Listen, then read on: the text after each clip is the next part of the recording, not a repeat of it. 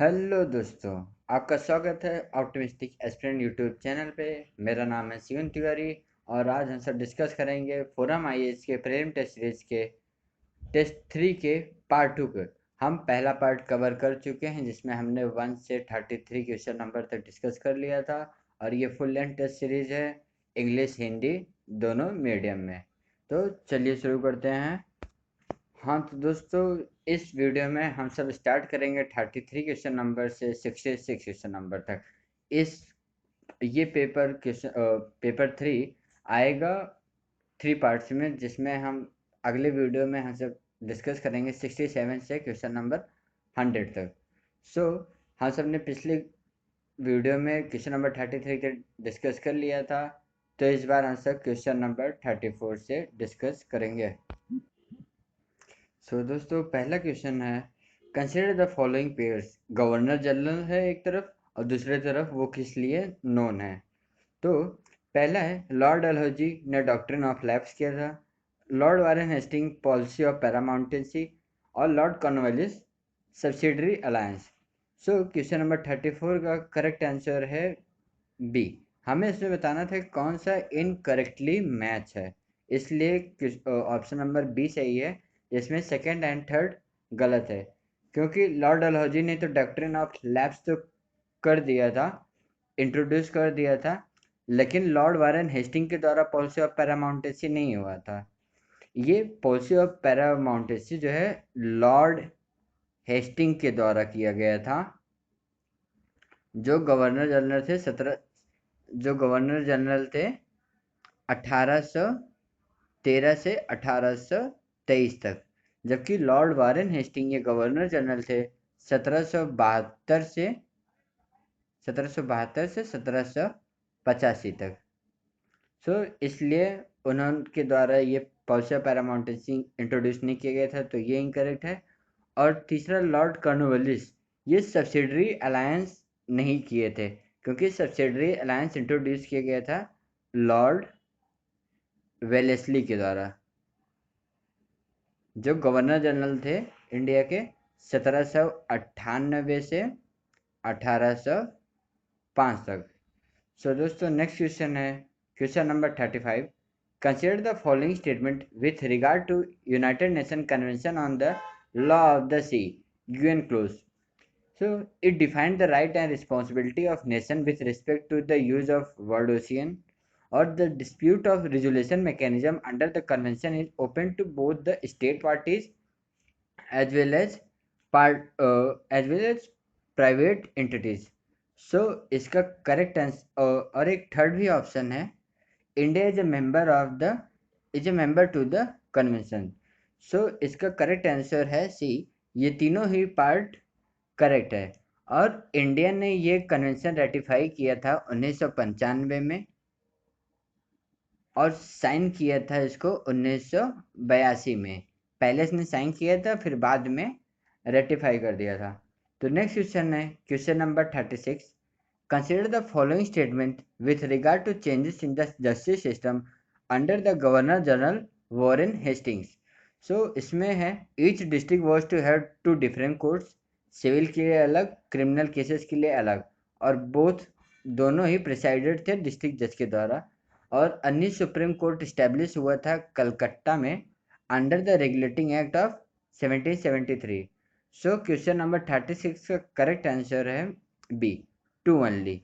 दूसरा सही है, पहला गलत है, क्योंकि ये गवर्नर जनरल वॉरेन हेस्टिंग के द्वारा जो ये चेंज किया गया था, इसमें सिविल और क्रिमिनल केसेस के लिए अलग अलग तो थे, लेकिन ये दोनों ही डिस्ट्रिक्ट जज के द्वारा प्रिसाइड नहीं किए जाते, ये तो या मौलवी या पंडित के द्वारा ही ये प्रिसाइड किए जाते थे। नेक्स्ट क्वेश्चन है question number 37। chronologically arrange the annexation or defeat of the following Indian state powers by the English East India Company। हमें बताना है कि करेक्ट क्रोनोलॉजी ईयर में कौन डिफीट हुआ था।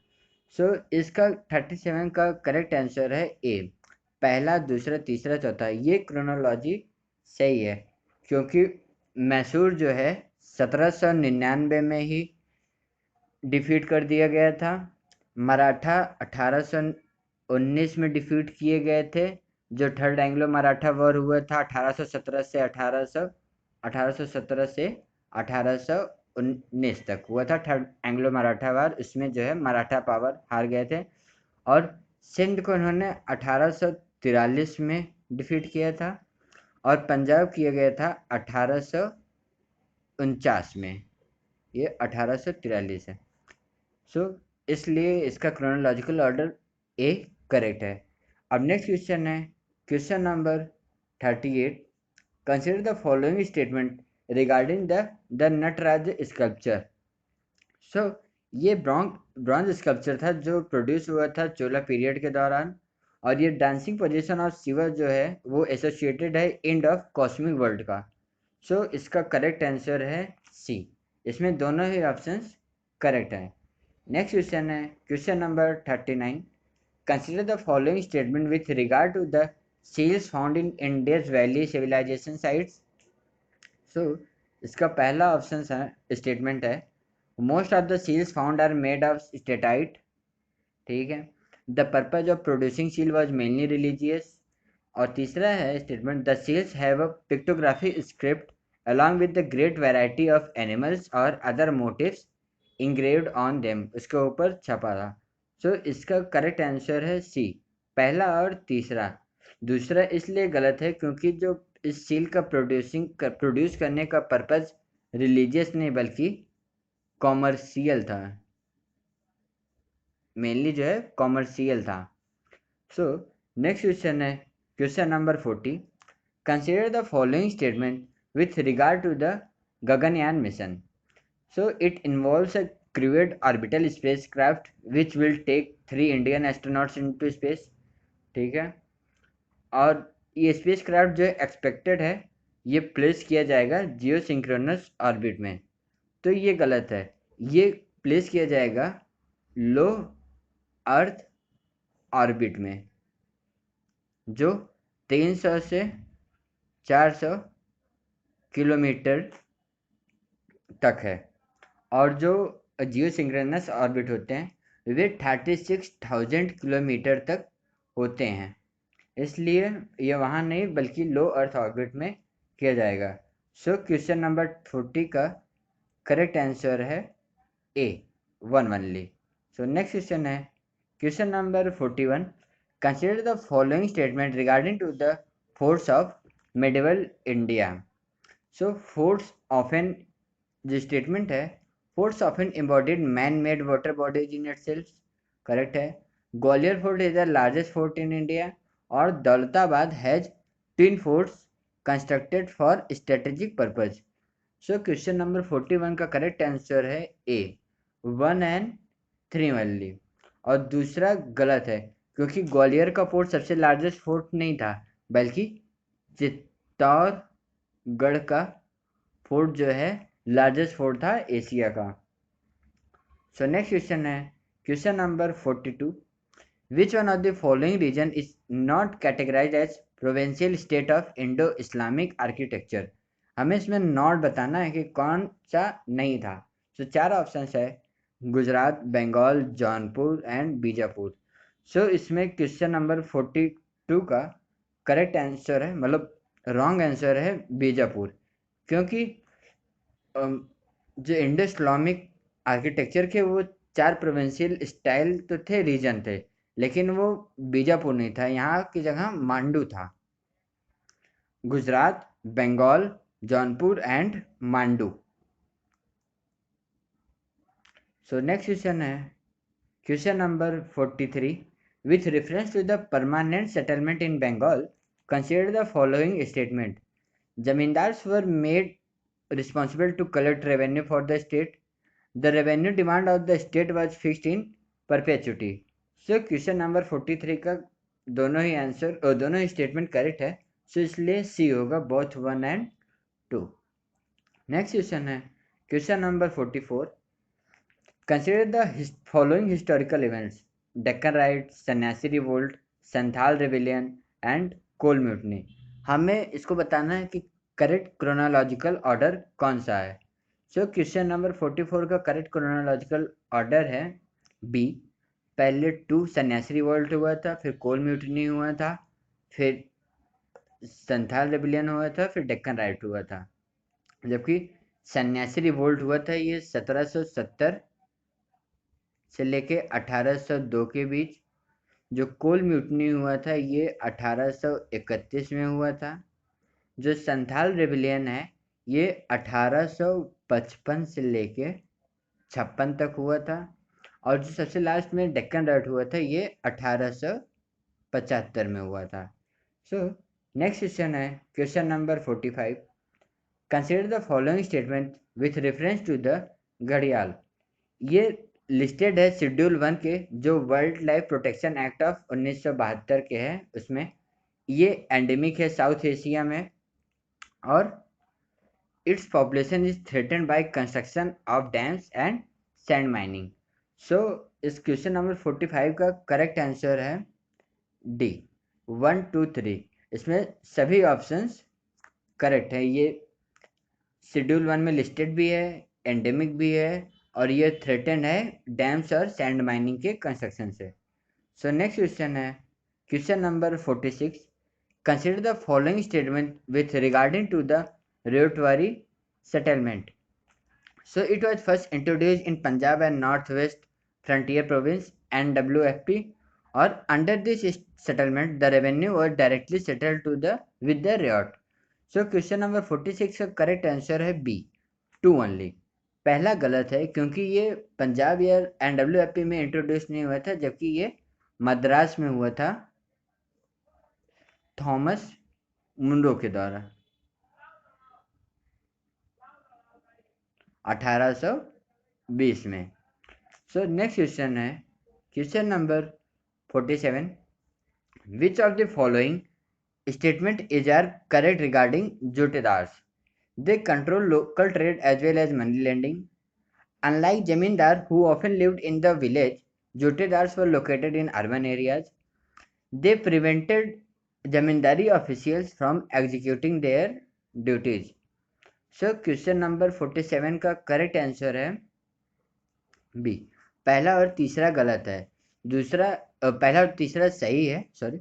दूसरा गलत है क्योंकि जमींदार वो विलेज में नहीं अर्बन एरियाज में रहते थे, और जो जूटेदार थे वो विलेजेस में रहते थे। ये जस्ट उल्टा दे दिया गया है, इसलिए इसका ध्यान रखिएगा। अब नेक्स्ट क्वेश्चन है question number 48। The 3 main reliefs of Vishnu, Sheshanayana और नरानारायण एंड गजेंद्र मुख, ये कार्व्ड है किस फॉलोइंग टेम्पल में? सो इस 48 का करेक्ट आंसर है बी देवगढ़ टेम्पल। ये उत्तर प्रदेश के ललितपुर डिस्ट्रिक्ट में है, जो अर्ली सिक्स सेंचुरी में है, जो अर्ली 6th सेंचुरी का है, जो एक क्लासिक एग्जाम्पल है Gupta period, late Gupta period के। सो नेक्स्ट क्वेश्चन है question number 49। With regard to the 1857 revolt, consider the following statement. पहला स्टेटमेंट है Bahadur Shah Zafar was the Mughal emperor of Delhi when the revolt broke out. और जो द ब्लैक होल ट्रेजेडी जो took place हुआ था fort William में कलकत्ता में, ये इस रिवोल्ट के दौरान हुआ था। सो क्वेश्चन नंबर 49 का करेक्ट आंसर है 1 A only. Bahadur Shah Zafar ji last Mughal ampere थे जब 1857 का रिवोल्ट हुआ था। और ब्लैक होल ट्रेजेडी तो टुक प्लेस हुआ था फोर्ट विलियम में कलकत्ता में, इस रिवोल्ट के दौरान नहीं, बल्कि ये हुआ था ईयर 1756 में। जो अब नेक्स्ट क्वेश्चन है question number 50। With reference to the Markandadeo temple, consider the following statement. It is situated on the bank of Wainganga river. It belong to the Dravida group of temples of South India. So question number 51 का correct answer है A. ये Wainganga river के bank पे situated तो है, लेकिन ये Dravid group के टेम्पल्स को नहीं बिलोंग करता, बल्कि ये नागरा ग्रुप ऑफ टेम्पल्स को बिलोंग करता था, जो नॉर्थ इंडिया में थे। सो नेक्स्ट क्वेश्चन है question number 51. The Bengal Sati regulation that declared the practice of sati illegal and punishable by the criminal courts was passed during the Governor Generalship of. So question number 51 का correct answer है D, Lord William Bentinck. ये Lord William Bentinck general थे और ये बंगाल सटी regulation आया था 1829 में। सो नेक्स्ट क्वेश्चन है question number 52. Consider the following statement. In 1801, subsidiary alliance was imposed by the Wellesley on Awadh, or Nawab Wajid Ali Shah of Awadh was dethroned on the pretext of maladministration by Lord Dalhousie. So question number 52 का correct answer है C, ये दोनों ही options correct हैं। अब next question है question number 53. In the 19th century, which among the following factors best explain the growth of Indian capitalist class? So question number 53 का correct answer है C, trade of opium by the East India company from Bombay. ये जो है, जो opium था ये export किया जाता था चाइना को ईस्ट इंडिया कंपनी के द्वारा, और इसमें इंडियन मर्चेंट्स और जो मिडिल मैन थे वो पार्टिसिपेट करते थे इस ट्रेड में, जिसके द्वारा ये ग्रोथ होता है, इसमें इंडियन कैपिटलिस्ट क्लास का ग्रोथ होता है इस टाइम में। नेक्स्ट है question number 54. Consider the following pairs. ये कॉलोनियल सिटी थे और वो किस लिए स्पेशलाइज थे इसके बारे में है। तो कानपुर है, ये लेदर के बारे में स्पेशलाइज है, ये तो सभी जानते हैं। जमशेदपुर ये स्टील के बारे में है, ये भी सब जानते हैं।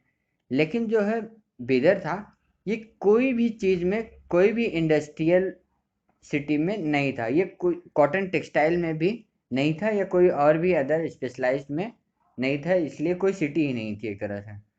अब इसलिए इसका करेक्ट आंसर है A, 1 and 2 only. Next question है question number 55. Consider the following statement with regard to ploonets. ये दे आर ऑर्फेंड मून्स, ये ऑर्फेंड मून्स है एक तरह से जो स्केप करते हैं bonds of their planetary parents, जिनके जिस प्लैनेट्स के ये मून्स है उनके उसके बॉन्ड से ये स्केप कर जाते हैं। और सेकंड स्टेटमेंट है कि एस्ट्रोनॉमर्स ने रिसेंटली डिस्कवर किया था dozen of ploonets around nearby stars. So question number 55 का करेक्ट आंसर है ए, सिर्फ पहला ही करेक्ट है, दूसरा गलत है, क्योंकि ये प्लूनेट जो है ये हाइपोथेटिकल है और अभी तक इसका कोई भी कंफर्म एविडेंस एग्जिस्ट नहीं करता है, नहीं मिला है। सो नेक्स्ट क्वेश्चन है question number 56. Consider the following pairs. European commercial companies and उनके बेस.